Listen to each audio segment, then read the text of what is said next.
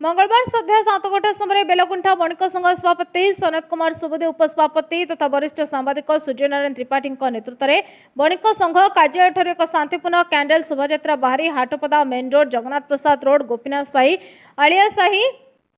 चक बांकबजार बड़दाण्ड सही परिक्रमा कर नृसिंह मंदिर निकटे पहुंची तथा पर्यटक मानकर अमर आत्मार सद्गति निमते कैंडल जलाई नीरव प्रार्थना कर श्रद्धांजलि जनाई। आतंकवादी और पाकिस्तान विरोध में दृढ़ कार्यानुष्ठान नेबाई रैली में सामिल होता बेलगुंठा अंचलवासी दावी करते। आज रैली में बेलगुंठा तहसिलदार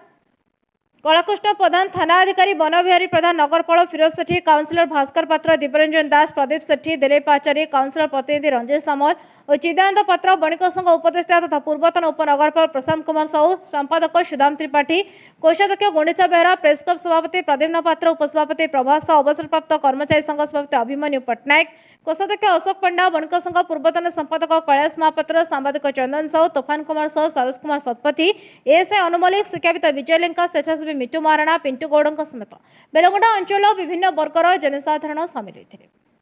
गंजाम जिला ब्रह्मपुर साउथ ब्यूरो चीफ शरद चंद्र नदक रिपोर्ट नायवती टीवी।